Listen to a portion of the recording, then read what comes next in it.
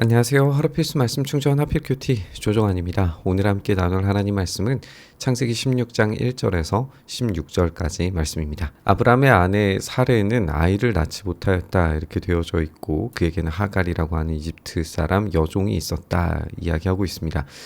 사라가 아이를 낳지 못하는 상태에 대해서 어떻게 생각을 하고 있었을까라고 하는 점을 우리가 좀 생각을 해봐야 할 것 같아요. 우리가 뒤에 이야기하고 있는 것처럼 사례가 아브라함에게 이야기하는 내가 받는 이 고통이라고 하는 사실에 대해서 이게 단지 하갈이 교만하게 굴고 또 아이를 임신해서 주인이 되려고 하는 등의 어떤 행위에 대한 것만 포함하는가에 대해서 생각을 해볼 수 있겠죠. 이 사례가 아이를 낳지 못하는 것에 대한 이 사라 자신 스스로에 대한 평가 자체가 생육하고 번성하여 땅에 충만하는 역할을 하지 못한 채 이 불임의 상태에 놓여져 있다는 것을 굉장히 이 저주스러운 상태로 생각했을 가능성이 매우 높습니다.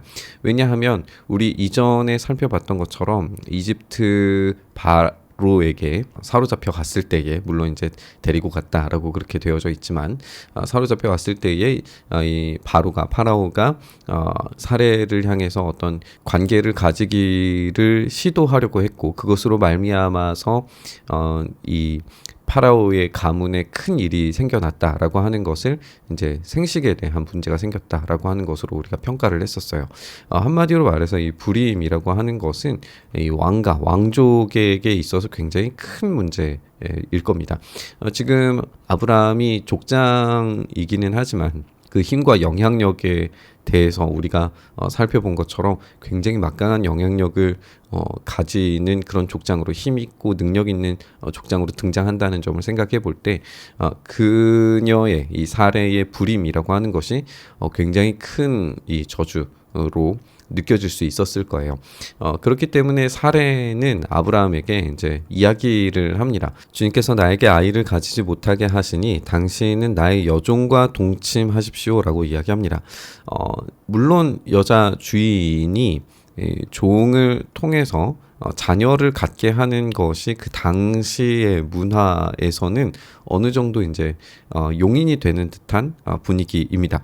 우리가 뒤에 이제 살펴보게 되겠지만 야곱이 아내들 레아와 라헬을 아내로 맞아들였는데 이제 그녀들이 각각 종들을 데리고 오죠. 그래서 이 빌하와 실바를 통해서 아이를 각각 낳게 만듭니다.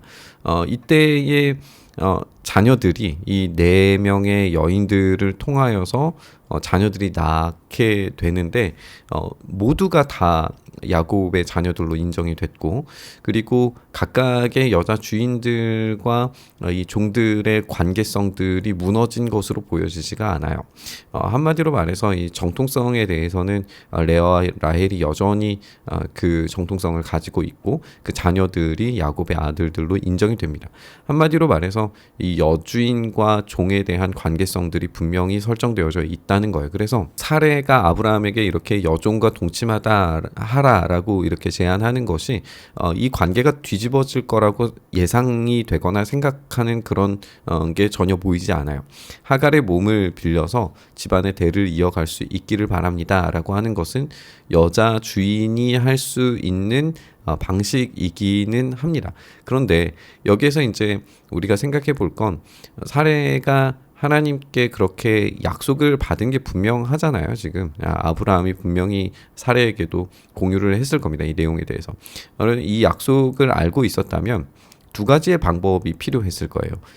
하나님께서 상황을 이 불임과 저주의 어떤 이 상태에 대해서 벗어나게 하시든지 하나님께 질문하든지 이 두 가지 중에 하나겠죠. 그럼 언제까지 기다려야 됩니까? 라고 그렇게 질문을 해야 될 겁니다.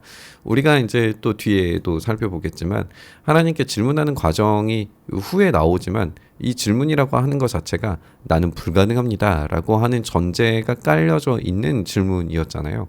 그러다 보니까 이 약속에 대해서 지금 아브람과 사레가 가지고 있는 인식 자체가 제대로 믿지 못하는 거죠. 하나님께서 이루어 주시기는 할 텐데 그게 어떤 방식으로 이루어질지 전혀 알지 못해요. 그러면 최소한 하나님께 질문하는 방식으로 기다려야 됩니까? 아니면 뭔가 다른 방식을, 인간적인 방식을 사용해야 됩니까? 라고 질문해야 되는데 여기서 그런 질문들이 등장하지 않죠. 인간적 방법이 먼저 실행되고 있는 것을 보게 됩니다. 아브라함의 아내 사레가 자기의 여종 이집트 사람 하갈을 데려다가 자기 남편 아브라함에게 아내로 준 때는 아브라함이 가나안 땅에서 살은 지 10년이 지난 뒤였다라고 이야기를 하고 있어요. 그러니까 10년 동안도 지금 아무런 일들이 벌어지고 있지 않기 때문에 이 문제를 돌파하는 데 한계가 있다라고 느낀 거죠. 아브라함이 하갈과 동침하니 하갈이 임신을 하게 됩니다. 분명히 아브라함에게 문제가 있었던 건 아닌 거죠. 그래서 하갈과 동침해서 임신을 하게 돼요. 그 사실을 모두가 이제 알게 됩니다. 근데 문제는 하갈이 자기가 임신한 것을 알고서 자기 여주인을 깔봤다라고 하는 거예요. 여주인을 깔보다라고 하는 것이 실제로 이제 교만하여져서 이 모욕적인 언행과 행동을 했다라고 생각할 만한 내용이 여긴 없습니다. 이거는 지금 아브람과 사레의 입장에서 이야기하는 것이기 때문에 실제적인 어떤 하갈의 행동이나 어휘들이 등장하지 않아요. 다만 여기에서 이 레아와 실바가 또는 이제 라헬과 빌하가 가지는 이 관계성들을 생각을 해보면 이 하갈이 분명히 어떤 이 여자 주인에 대한 역할 또는 어떤 이 관계성의 변화를 요구하는 듯한 그런 행동을 취할 수도 있었을 겁니다. 그게 고대의 어떤 이 기록에 의하면 그런 행동을 취하는 것들이 분명히 있었으리라고 생각이 돼요. 그렇기 때문에 사례가 그것에 대해서 내가 받는 이 고통이라고 표현하고 있고 이 고통을 아브라함에게 책임지라라고 이야기하고 있습니다. 나의 종을 당신의 품에 안겨주었더니 그 종이 자기가 임신한 것을 알고 나를 멸시합니다. 이렇게 이야기합니다. 주님께서 당신과 나 사이를 판단해 주시면 좋겠습니다. 이렇게 이야기했더니 아브라함이 사라에게 말하기를 여보 당신의 종이니 당신 마음대로 할 수 있지 않소. 당신이 좋을 대로 그에게 하기를 바라오. 라고 그렇게 이야기하자 사레가 하갈을 학대합니다. 그래서 하갈이 사레 앞에서 도망하게 됩니다. 이 장면이 앞으로 이루어지게 될 이스라엘과 이집트 사이의 관계를 역전의 관계로 지금 보여주고 있는 것 같아요.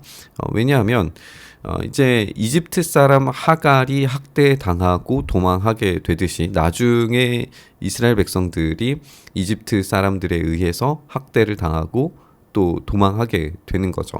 이 관계성을 생각을 하면 지금 아브라함이 하고 있는 행동, 판단 자체가 이 가문의 수장으로서 족장으로서 해야 되는 어떤 이 태도로 보이지는 않아요. 너무 무책임하게 행동하고 있다라고 생각을 할 수도 있습니다.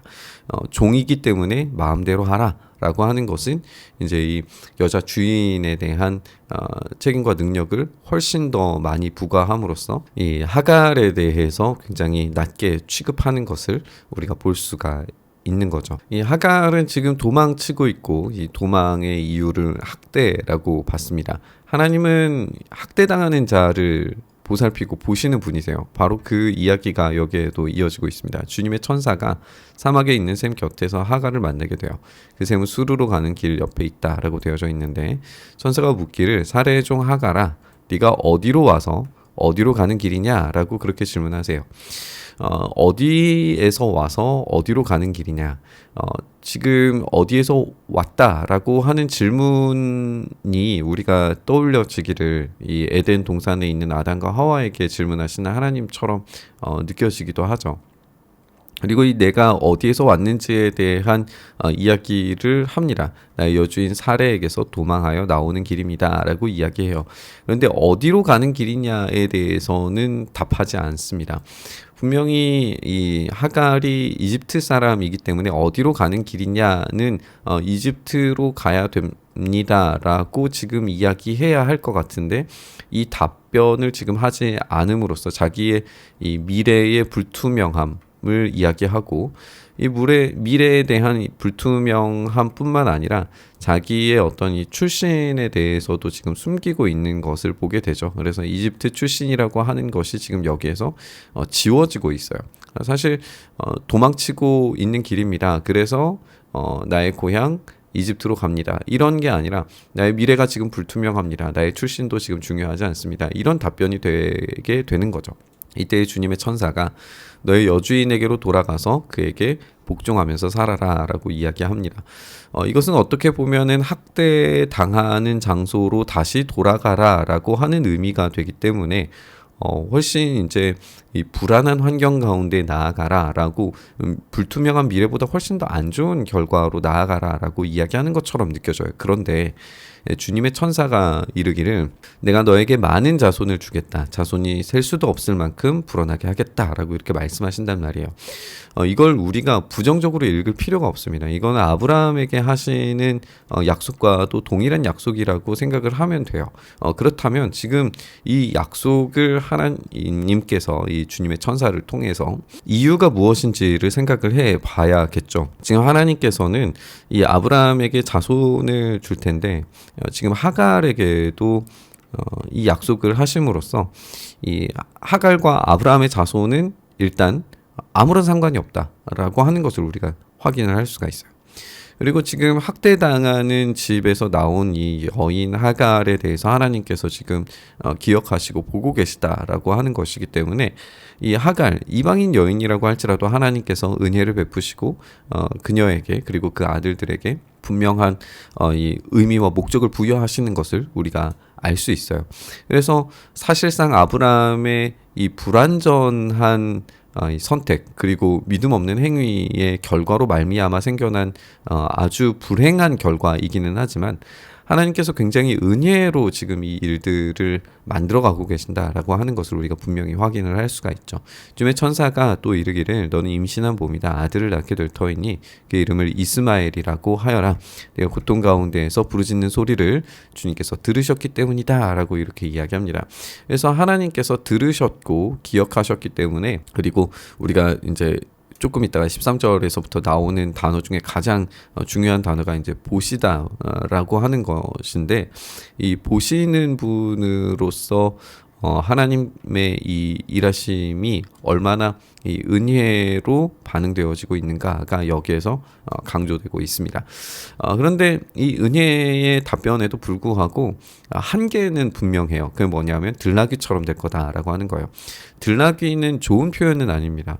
이 들나귀들은 이 폐허나 이제 사막 가운데 사는 사람들이고 한마디로 말해서 이제 유랑하는 유목민으로서의 삶을 살게 될 거다라고 하는 예언이고 들나귀는 이제 우리가 다른 본문에서 참고를 해보면 예레미야에서 들나귀 암 들나귀가 그 이제 발정하는 상태에서 얼마나 걷잡을 수 없이 욕망을 향해서 달려가는가가 이제 묘사되는데 그게 마치 이제 이스라엘이 바알을 욕구하는 것과 연결되어서 이야기되거든요. 그래서 이 암들나귀의 이 발정의 상태를 이야기할 때 굉장히 욕망과 욕정으로 막 달려나가는 그런 모습을 묘사하는 표현이에요. 그래서 지금 들나귀처럼 될 것이다 라고 하는 것은 은혜로 주시기는 하겠지만 그것에 대한 어떤 한계가 분명히 있을 것이고 그 욕구와 욕망이 걷잡을 수 없이 불처럼 번져나가게 될 거다라고 하는 것을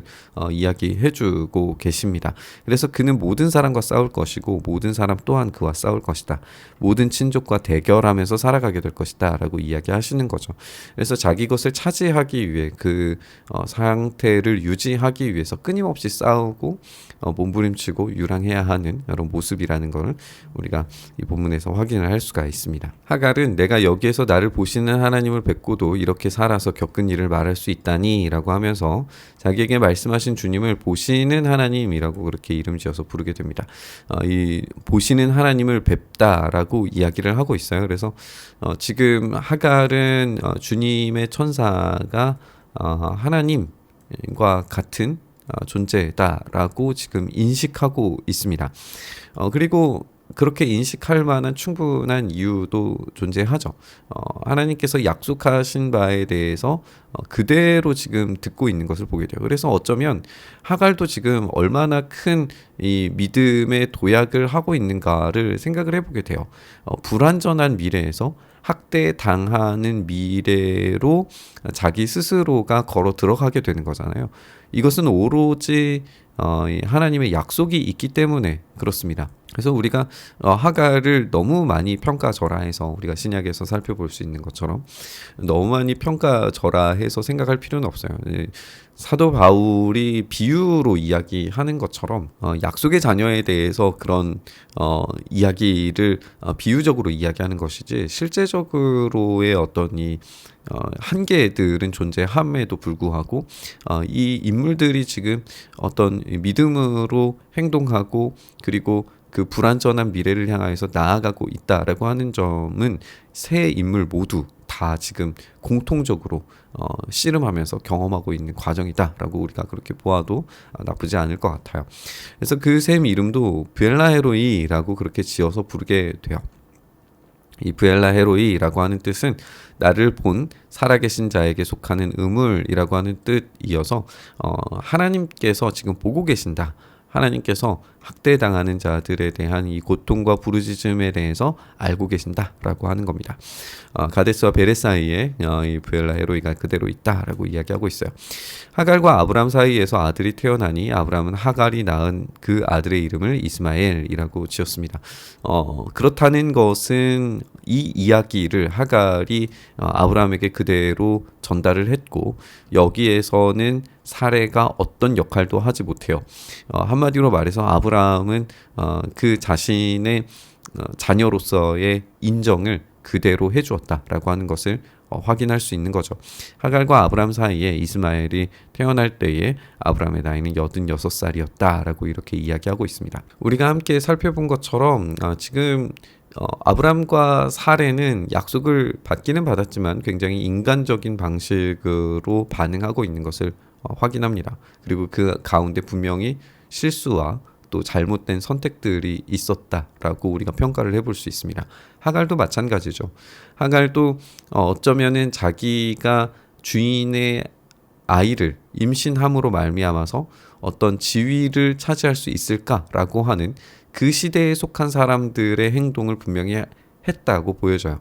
그것은 인간적인 실수였다라고 보여지지만 그럼에도 불구하고 하나님의 약속에 따라서 학대당하는 자리로 다시 돌아가게 돼요. 그 관계가 완전히 회복되리라고 보여지지가 않죠. 그 뒤에도 이제 이스마엘과 이삭과의 관계에서 다시 한번 붉어지는 모습을 보게 될 겁니다. 그럼에도 불구하고 하갈도 그 약속에 따라서 이 아브라함의 집으로 다시 되돌아가는 것을 우리가 보게 되잖아요. 이 인물들 모두 인간적이고 불완전한 모습으로 행동하고 판단하지만 하나님께서 그 모든 결과에 대해서 은혜로 책임져 주시는 것을 우리가 보게 됩니다. 결국 그 가운데에서 믿음으로 반응하냐 반응하지 못하느냐의 차이만 있게 되는 것이죠. 우리가 인간적인 불완전한 선택을 한다고 하더라도 하나님께서 그 약속하신 바에 대해서 책임져 주시고 또 일하고 계신다는 사실을 우리가 믿는다면 우리가 우리의 삶에서도 하나님을 향해서 이 믿음으로 반응하는 것이 얼마나 중요한가 생각해 보게 됩니다. 이렇게 오늘 말씀 묵상하면서 우리가 실수하지만 그럼에도 불구하고 믿음으로 반응하는 삶 살기를 간절히 바라면서 우리 묵상의 자리로 나아가시죠. 주님, 그렇게 우리가 믿음으로 반응하고 살아갈 수 있는 삶 살게 하여 주시옵소서. 인간적인 실수와 잘못에도 불구하고 하나님께서 책임져 주시는 인생 우리가 온전히 살아갈 수 있도록 은혜 더하여 주시옵소서. 그렇게 우리 가운데 일하시기를 간절히 바라고 소망하며 우리 주님 예수님 이름으로 기도드리옵나이다. 아멘.